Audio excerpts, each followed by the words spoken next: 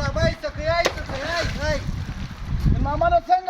जोड्या बराबर आहे बखैर त्याच अगं किस्सा आई काय दिवस का धंदा शिरो कड्याला दिन मामा دا इलाका وینه دا हो وینم هو دا صدا باغ را شروع درا غفري هو هر کال 2 کروڑ روپۍ دا باغ ما خساوي ښه او پر دې زما نه درخته کرلې و ښه دوره درخته ولا کدا غر څه وای دا ته به زه ناسم ما خپل لنډۍ ویلې هو هغه درخته اوبو یوړه دورایلې وړې هو او رشا ټلیفون راوړ ښه هغه هم دلې راغلی نو ما ولا هغه درخته به دلې لګوم او دغه باغ چې کوم وي دا برته سنبالوم دا خیر راوړم ان شاء الله دا په خوا دې چینی وي علاوه اوس غټ باندې جوړ دا څه کوم په دغه اوپر اشه دا ستا درخت چې ولا دغه به میوه هم ډېره کوله چې دونه غټه ولا لکه دا غره بلالو موږ په دې کې روښان هم درو کاغذ ښه اته بیا شي راځه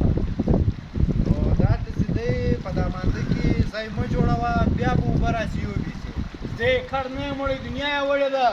را روانه ماته دنیا یې څنګه وړې ده تو ګوره بیا ته هغه ډبرې دنیا نه وړې دنیا یې څنګه یوړل زما باغ نه دی وړی شکر دی دی روغ جوړ دی برابر دی ښه میوه یې هم دا کال وکړه خرڅه مې کله ګوره دې مامله تا خو باغ پر سر مځکه درولې هغه نه وړي دلته زه ماجد هم په دا مانده کې جوړوم مدرسه هم دلې جوړوم سکول اسپتال او دغه باغ دا موت مځکې دي دا چې څونه قبضه کړې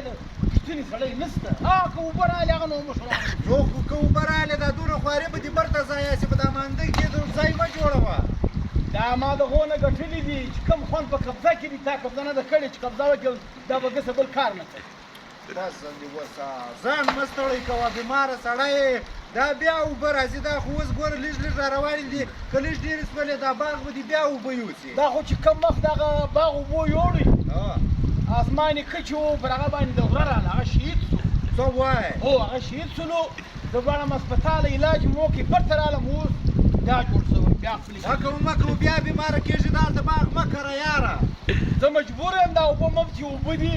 د قبضې مځکه ده د پوښتنې سړی نشته هغوی واره زما خبره واوره نه دی مریض سړی وره دا لکه دې باغ وکرلی بیا به ډېرې اوبه راغلي بیا باغ در څه وړی بیا بیماره یې زموږ خو خوا به در بدېږي زموږ خو یار دوست یې وینې دغه ښه مشوره در دا ما ته ډېرو وزیرانو سکولونه اسپتالونه راخو ما په مانده کې جوړ کړو مځکه چې وه هغه به په لک روپۍ و مانده به مفت نو د په دې وجه باندې دا چې دی هر شی چې کوي هغه په قبضه به شي په مانده کې جوړه دا مفت نو خو اوبه راځي بیا دې وړي خو بار درته وایم هغه سل کاله بعد راځي باغ یې تر اوسه اوبو نه دی وړی ته قبضې نه کوې ته قبضه وکړه بیا دې نه ویسي روان یې قبضه خپل کار خو بار